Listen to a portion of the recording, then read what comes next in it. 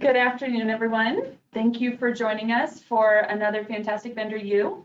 My name is Jillian Bender-Cormier. I'm brand manager here at Bender Insurance Solutions. In today's session, we're going to be talking about surety bond increase and the construction industry outlook.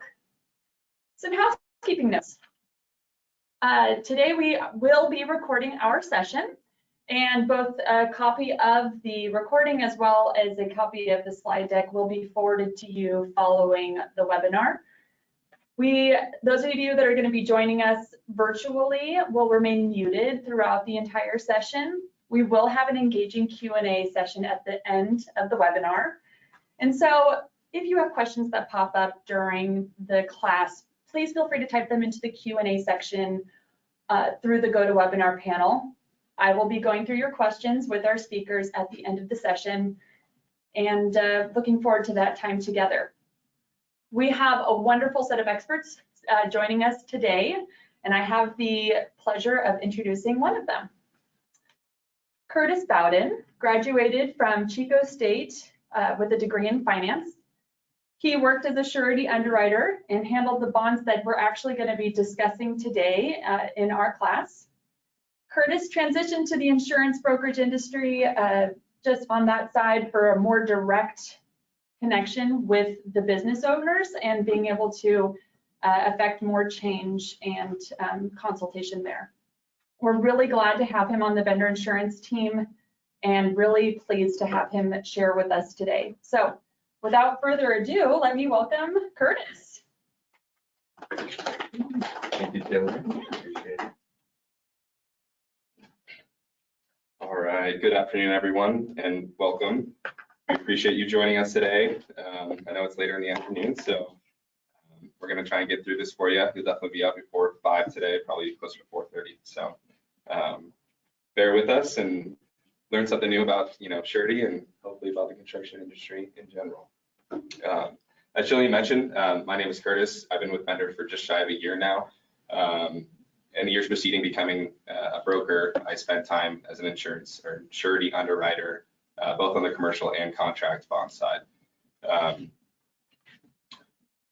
As Jillian also mentioned, we'll be talking about those commercial bonds today, chiefly the CSLB bonds, California State Licensing Board, and the increase that they have effective coming 1/1.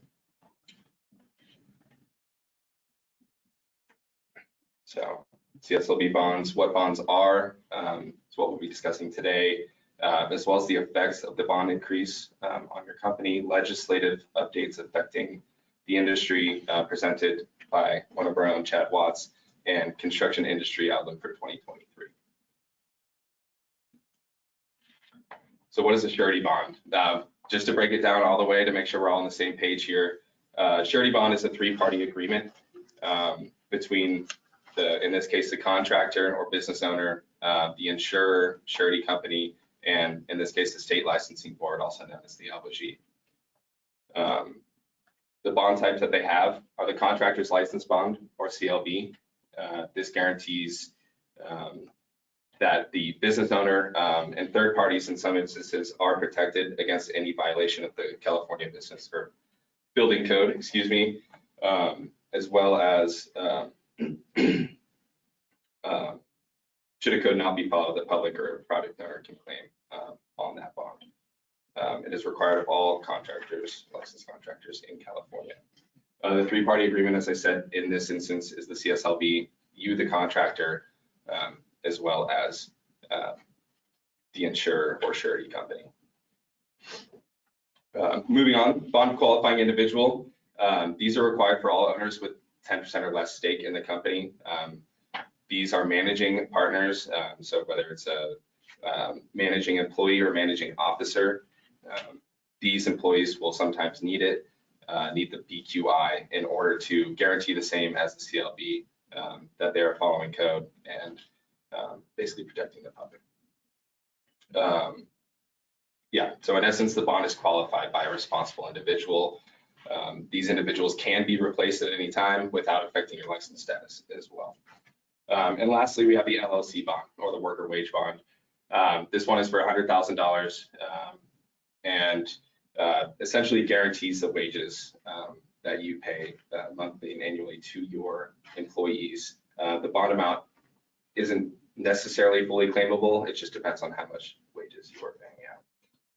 And you guessed it, it's for all LLCs, contractor LLCs in California. So how are these bonds underwritten? Spent a lot of time doing these, and luckily they're credit based. A lot of times you'll see tiered rates, and 800 plus you'll see the best rates possible, all the way up to $2,500 for 500 and below scores.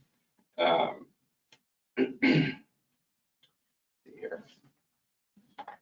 And that is for the 15,000 amount that we have currently. So the $25,000 amount, you will still see the same rates, but premiums will go up as expected. So we're looking at about 0.5% or $125 up to 17-ish%, 4,000 plus bucks for the less qualified contractors and individuals.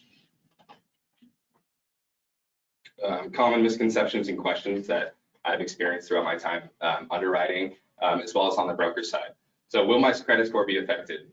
Although these rates are based on your credit, these credit pulls are soft checks. And so they might show up in the fine print on your credit report, but they do not affect your score. Is my coverage different than other contractors? And the answer is no also. With this bond, it's statutory language from the state. So you are having the same exact language, same exact coverage as every other contractor. So there's no difference there. Do I need to sign an indemnity agreement?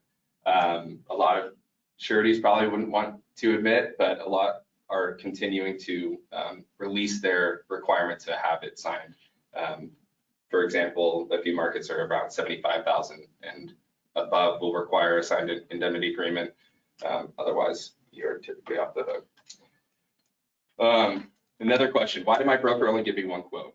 Well, in the surety industry, it's really relationship based, as well as having the knowledge and knowing who to go to with a quote before you even need to go to them. So, for example, our construction team knows what the rates are across the industry and knows who to go to get you the best one from the off. And how can I check my license status? We're actually going to get to that in just a sec, so we'll hold off on that. So the bond increase, as mentioned, is effective 1/1/2023. Both the CLB and BQI, the contractor's license bond and bond qualifying individual, will be increasing. The BQI is from 12,500 to 25,000, CLB from 15 to 25. These were, increased. Actually, the CLB was only increased in 2015 as well, from 12,500. The LLC bond will remain the same at 100,000. Sorry about that. So how will your bond be increased? The good news is for you, a lot of these companies with larger books of CLBs will have a blanket endorsement on file with the CSLB already. That means your bond will be automatically increased as 1/1, and they will bill you for the difference in premium. So there's not much to worry about there. You will get an update, and your broker should have updated you already, if not, about those increases. And here is a list of sureties. I thought it'd be good to provide. This is accurate as of 12/1. If you don't see a surety on there, they do not have a blanket endorsement. This is not necessarily a bad thing. It just means they'll probably be handling your bond on a one-by-one basis because they might not have as large of a book to handle. So it's not as bad to touch each bond. But yeah, take a second, look that over, and please let us know if you have any questions on that as well.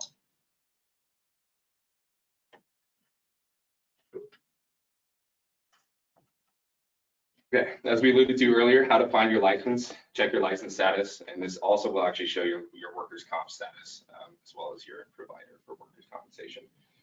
This is the Contractor State Licensing Board website, cslb.ca.gov. Very easy to find. If you search CSLB on Google, their homepage will come up, and you just have to select license check. From there, it brings you to this page, and you just search here by either license number, business name, personnel name, as you see there, and it'll pull up your bond information, as well as your broker information, any BQI or bond qualifying individuals that you have, as well as your workers' compensation. It'll also show effective dates and status. So something to be aware of. there's no information on this yet because the bond increase has not been effective yet. It is still something that we feel you should be aware of. I've actually been looking around recently to back up this claim, but I've seen attorney websites advertising about the increase in their services, and we're expecting them to be a little bit more interested in claims in this arena than they were before with the $15,000 amount. That being said, too, residential claimants aren't the only ones that can claim on your bond. Third parties, including suppliers and subs, if you're not paying them, can also claim on the bond. So you want to avoid those violations more than ever now because they're going to hurt.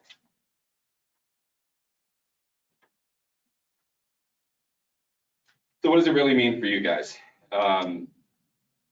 Higher total premium per annum, as we said earlier, 125 is probably the smallest you're going to see, maybe a little bit less than that, up to potentially 4,000. So just depends on your credit score. So again, make sure that's in order, and you'll be able to save.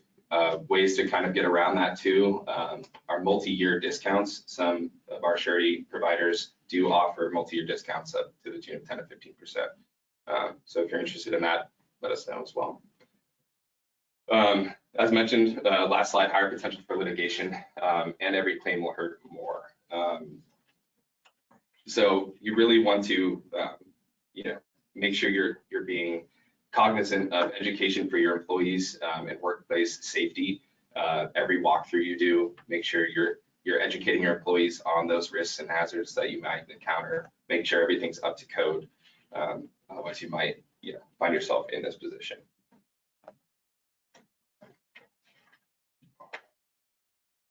Next up, we have Chad Watts. He's going to deliver some of this legislation update for us, and I'll let him introduce himself and go from there. All right, thank you. So I'm Chad Watts. I've been with Bender Insurance for about 10 years, actually almost 11. We're going to get into some changes that were announced with one of the Senate bills, 216. So let's see here. Senate Bill 216 is there's two phases to this Senate bill. The Senate bill in phase one is going to affect these 4 classifications on the license. So if you carry a contract or a concrete license, an HVAC license, an asbestos abatement license, or a tree service license, you're going to be required to provide proof of workers' comp insurance to the license board. There are some dates that we're going to go over. So this is effective July 1st. If you have your license renewing between January and July, then you're going to be required to show proof of insurance to renew it. If you don't show that proof of insurance at renewal between January and July, then they won't renew your license. If your license renews after July 1st, then you have to show proof of insurance by July 1st, or they'll remove the license from they'll remove the classification from your license or suspend your license. So that's the big update that's coming pretty quickly here in July. There's a link to the website, nothing you can click, but I guess we can send that out. So you'll have access to that website and you can read the language in this bill. Here's a letter that went out from the state license board to contractors that hold those classifications. So it just kind of lines out who's affected, when those dates are. And another thing to keep in mind is phase 2. Phase 2 in January of 2026, every contractor with a license will be required to show proof of workers' comp insurance. So the days of saying, I don't have employees and filing a waiver, an exemption, those days are going away. Everybody in 2026 will have to have workers' comp insurance regardless of employees. There is still one exception for joint ventures that can file a waiver that they don't have employees. But if you're a sole proprietor, a corporation, or a partnership, an LLC, you cannot file that exemption. Okay. This isn't new. We saw legislation like this back in 2011 when the roofing classification saw this requirement. And that was supposed to go for 2 years. And then in 2013, they said this is going to stay in force. So if you're a roofing contractor, you have to have workers' comp insurance. So now we're seeing this trend, and it's going to affect everybody come 2026. I think our next, oops, I'm going the wrong direction. I think our next slide is about the construction industry outlook. So I kind of thought about how we could transition into this piece.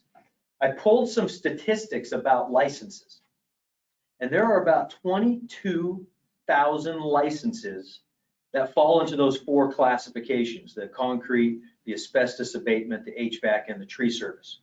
22,000 licenses. 10,000 of those all have filed an exemption. So those 10,000 contractors will be buying workers' comp insurance. So for those of you who are already buying workers' comp and have been for years, we're going to see, let's see, I did some math on minimum premiums. Between $11 million and $30 million of premium come into the insurance marketplace from those 10,000 contractors.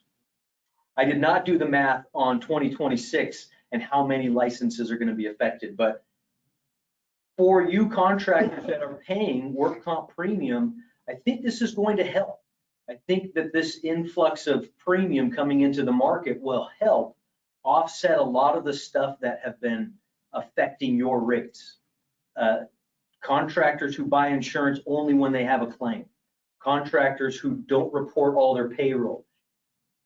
Everybody else has to subsidize the claims where they're not getting enough premium. And so seeing all of this premium come into the market, I think is going to benefit those of you who are already buying insurance. So in my opinion, this should be good in terms of the industry outlook and how it affects you in the world of workers' comp. And I think that's about all I'm going to say on that. So I'm going to turn the time back over to Curtis. Thank you, sir. There we go. All right. So as Chad mentioned, we're getting into the construction industry outlook now, which is the second half of the presentation here. So bear with us. Hold on, let me just get some of these pages out of the way. All right. So we're looking into 2023. And in general, the outlook is still positive. And this seems to be the consensus that I have heard across several seminars and summits that I've been to recently. And that's largely due in part to the feeling that the construction industry will lag behind the recession. So 2023 may not be the problem year, and we'll get into reasons why, but 2024 and 25 may start to look a little bit worse. So this year, while non-residential will prop up the industry, residential might still start to see an incline. That being said, California still has some government funds through several bills, which we will also touch on, that should help as well. Labor shortages and supply chain issues continue to happen through 2023 and beyond. It doesn't look great, but there are some, revitalization attempts to help with that labor market as well. Material prices are expected to remain, unstable and unpredictable.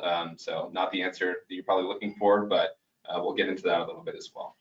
So as we see here on this graph, we're looking at the backlog of contractors, and this is given to us from the Associated Builders and Contractors. If we're looking vertically, that's measured in months, so number of months, and the horizontal graph rather is at the point in this year. So in September, we saw that backlog for contractors on average jumped up to 9 months. And as we know too, contractors in the winter, it's a little bit slower, so we're expecting this backlog to jump into 2023 and continue on, which is part of the reason for that lag that I was discussing. And as I said, the real problem here is 24, 25, as those backlogs start to dry up and the economy is feeling, the sting of the recession, high inflation, high rates from the Fed, at which point demand will drop, and it's only a matter of time before, the cost of money starts to ease on the end consumer and they're able to afford housing again. So getting into that, some more good news though, public project space is still looking strong. We have several bills, AB 2011, the Affordable Housing and High Roads Act, as well as SB 6, Neighborhood Homes Act, putting in about 1.9 billion to help California tackle that housing crisis. We also have SB 1, which is a large, very large bill, tune of $54 billion between 2018, it was enacted in 17, through 2028. SB 1 provides funding for every community to rehab, repair, and maintain local streets, roads, make critical life-saving safety improvements, and repair and replace aging bridges and culverts, amongst other things. So we still have some money in the pipeline. You know, there is some optimism, but times will get a little bit tougher moving forward. That is our opinion, of course. As any good economist will say, they're not always right. All right, residential versus non-residential. This is just a way to kind of look at the dichotomy in the market right now. As you can see, our market uncertainty affects both sides, right? But whereas non-residential is being propped up by government projects and substantial backlogs, you see the residential side over here being weighted down. Decreased housing affordability, which we'll get into, high mortgage rates as well, and sluggish demand. And of course, the market uncertainty, sorry to read it out, but inflation, high interest rates, rising costs, supply chain constraints, and material and labor shortages, all of which we will brush on. So materials, as I mentioned, it's volatile, unpredictable in 2023. Like I said, not a great answer, but demand should fall.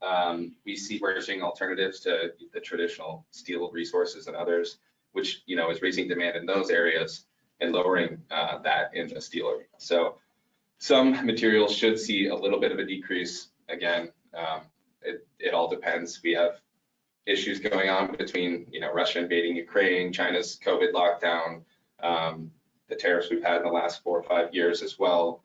So definitely expect, you know, expect the unexpected, I should say. Labor trending up, we'll touch on that a little bit more. Trending up in price, that is, trending down in availability. So not ideal. Gas prices, however, should see a slight decrease. According to NASDAQ, about 50 cents per gallon on average, from 405 down to about 357 a gallon. So we should, that's for diesel, should see a good decrease there. Labor. So we all know shortage of skilled labor. It's been going on. We're experiencing it. I think something about 78% of contractors in April were struggling to hire new people. And I think 45% within the last quarter still feel that they're going to be, you know, having struggles for a while to come. So, and I can, you know, pull those stats. I remember reading them. They're in my sources here, but let's see. So shortage of skilled labor. So ways to attract labor. That's, you know, I hate to beat a dead horse. You probably hear about this at every conference you go to, but it's because it's important, right? So attracting and maintaining your labor force, competitive pay. California, you do a great job already. Thank you for that. It's around $21.50 an hour per, is the average, I think, for an hourly employee in California, which is above the standard. Competitive pay mentorship programs and incentive programs like bonuses and performance for finishing jobs to early and to code. Employee benefits programs. We have great examples here within our agency with our benefits team, helping companies and owners build benefits programs from scratch that really benefits, I hate to keep using that word, both the employer and the employee throughout the whole, you know, process and their tenure with that employer. Beyond that, offering training programs. We have one of our clients that has an amazing retention rate, especially for the construction industry, specifically due to their internal promotion as well as education.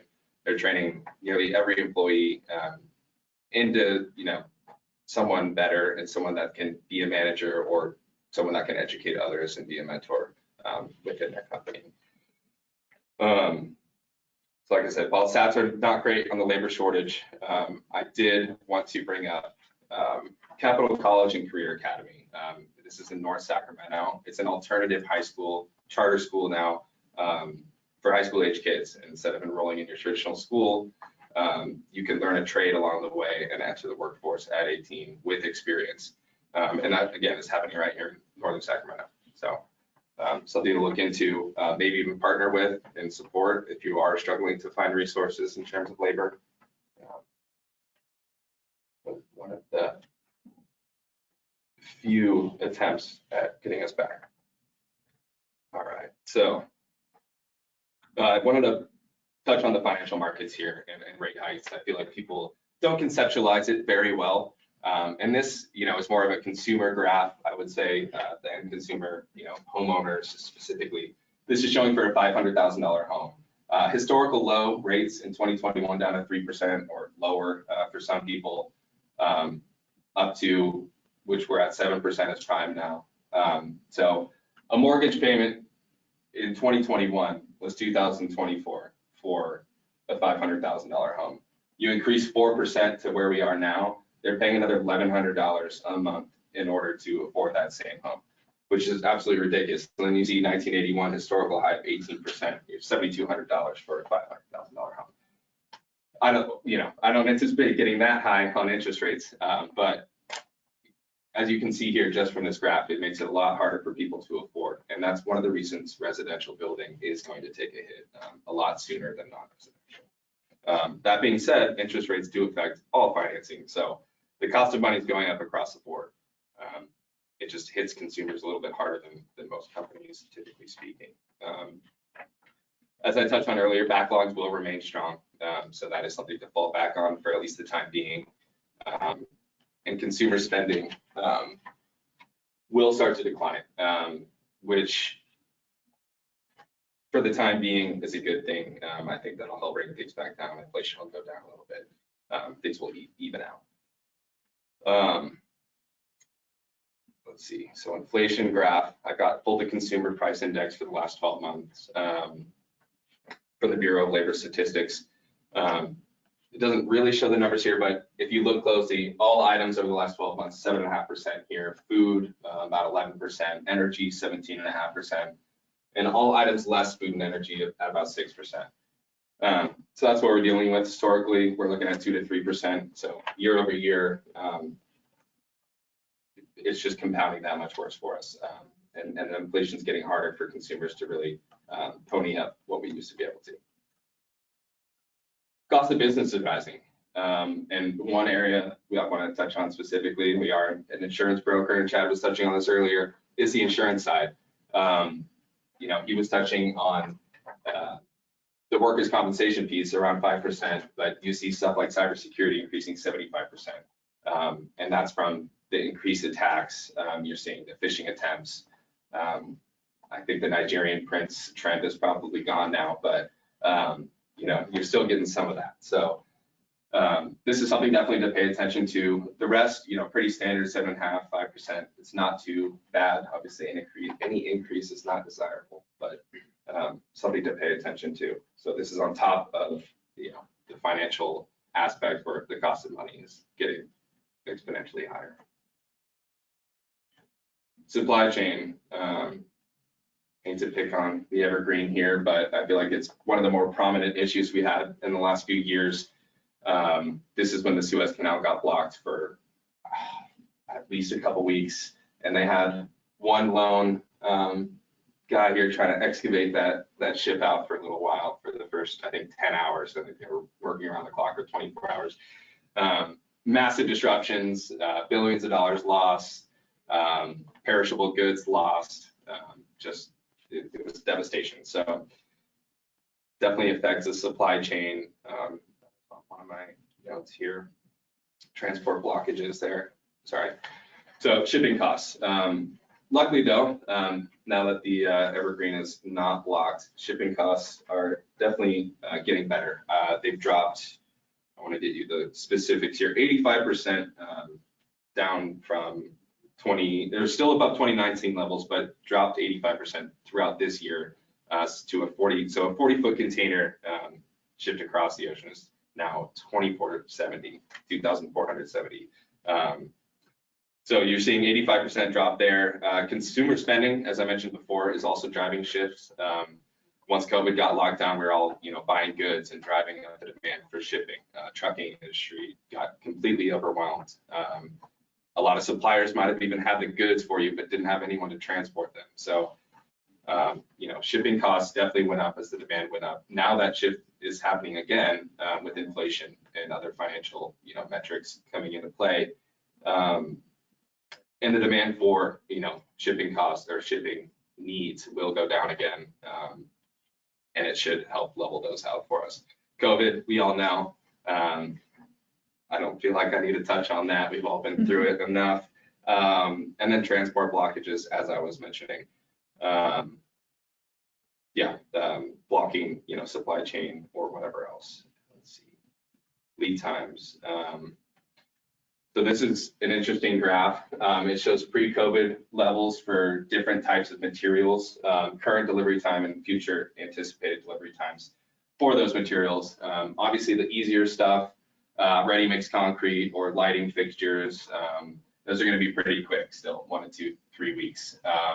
But as you get into the bigger stuff, machinery, and other heavy equipment, you're looking at 12 months plus. I mean, or 6 months plus for metal bar, joist and rebar. So the lead times and project lengths are changing rapidly. The lead times are getting longer, which makes you need to really budget your time and resources accordingly to make sure your project stays on time. Those relationships with your manufacturers are going to be ever more paramount to make sure that happens as well. Let's see here. I think so. Couldn't let you guys leave without going over the vendor difference. We pretty much wrapped up the outlook there.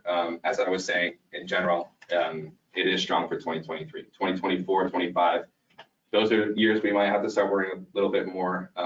But with the right broker, you can really have, a plan in action before you need to in order to get that storm weathered. So Bender, we're a one-stop shop for insurance and bonding, whether it's benefits, surety bonds, your GL policies, personal lines. We can get it all done. Sorry, I just had to change something on the computer. I don't think it's shifting now. We have an excellent service team and in-house notaries, which is huge. I mean, I've had clients come in and use our notarial services alone for things that are, not related to a bond or insurance even. So definitely good service there. BenderU education, we're here right now. Hopefully you've learned something today, or at least have a thought-provoking, experience to rely on there. And strong relationships with our providers. We know who to go to. We know who the best fit is for your company, and we want to help you get that best fit. Technical difficulties as well. Oh, there we go. Perfect. And to those underwriting teams that are here today, I appreciate you being here. I think we have a few of our surety partners. So thank you for joining us. And knowledgeable and experienced staff. Our staff has probably, 250 years collectively at least between us, if not 300 plus, all in the insurance field. So if there's a question, one of us will absolutely know the answer for you. An online portal for all policies, certs, renewals, and applications. I think this, can't be spoken about enough. It saves so much time, resources, hassle, just to, get these applications and things done quickly. Just to recap here, what we talked about today, CSLB bond types and what a bond is. And this is just, recapping the table of contents. The increase and how it affects your company, the effect of legislation affecting the construction industry, workers' compensation primarily there, as well as the construction industry outlook, and diving into construction on the non-residential as well as residential building side. I just want to say thank you for joining us again, and we'd like to open it up for any questions for either myself or Chad at this time. All right, wonderful. Thank you, Curtis and Chad. The lines are open. We are awaiting questions. We did receive some, so we can go ahead and get started. But again, as a reminder, please feel free to use the Q&A section to enter in your questions for our speakers. All right, the first question I have for you is, I do work in both California and Nevada. how is this going to affect me? Yeah, so luckily the bond increase is not happening in Nevada right now. They are more on a tiered basis based on your gross receipts, among other things in your license type. So in Nevada, luckily this will not affect your bond or your premiums. Wonderful, thank you. The next question I have is why are they making a change like this with contractors and work comp? They hate us, don't they? Well, the truth is with the bonds, it just hasn't been enough to protect the consumer. 15,000. I don't know if you guys can really do much with a renovation in the home with that. Can't get a new kitchen anymore, hardly do your floors, hardly do a roof. So from that standpoint, it's consumer protection. Chad, on workers' comp in side. terms of the workers' compensation, when the roofers were going through it, it was really about trying to do away with the underground economy. They were tired of all the contractors who were not paying their fair share. And so they introduced that legislation. So I have to believe that they're doing the same thing now with these 4 classifications we're seeing, and then 2026, all contractors. So those of you who are already paying into the program, into a workers' comp pool, this isn't going to affect you, other than your competitors are now going to have to start paying, the ones who aren't. I hope that answers your question. Great, thank you. And I don't want to take all of the questions for the room, but so please hop in if you guys have any questions. Another question that I have is, why does the LLC bond have to be $100,000 instead of the $25,000 like the others? Right. So LLC bond covers, wages, and like I said, the bond isn't necessarily fully claimable up to that 100%. It's or 100,000. It's the wages you're paying your employees, so that will be tracked as well. But again, protection for your employees, making sure wages are paid. Okay. I do have more questions. Can we have a co-signer if our credit is bad? Also, does it need to be paid in full, or can we finance? You can have a co-signer, and if you have two owners, even with varying ownership percentages, they will typically put down a weighted average for your score and rate you that way. So while your bad credit will still be looked at, not to phrase it that way, but it will be considered less because you have that co-signer as well. Okay, great. This is a question about what is an indemnity agreement? That's a good one. Yeah, I kind of brushed over that. An indemnity agreement is just basically the agreement to essentially repay should there be a claim. It's your agreement with the surety that they will cover you and give you that line of credit, but with the understanding that once that claim is filed and they pay, you will have to remit payment to them down the line. So there's a lot of crossover between a bank loan and an insurance policy and surety loans. All right, the last question that I have written out here, please feel free to send in more if you have them. If I am an LLC, do I need both an LLC bond and a CLB bond? You do, yeah. Okay. Yeah. Not a lot of meat to that one, but you do need both, yeah. Okay. Yeah, does anyone have any other questions? No? Well, thank you again for myself and Chad. We appreciate you guys joining us today. And if there are any questions, please let us know. We will be sending out the slide deck and recording, as Jillian mentioned at the beginning. So please keep an eye out for that. All right. Thank you. Well, thank you.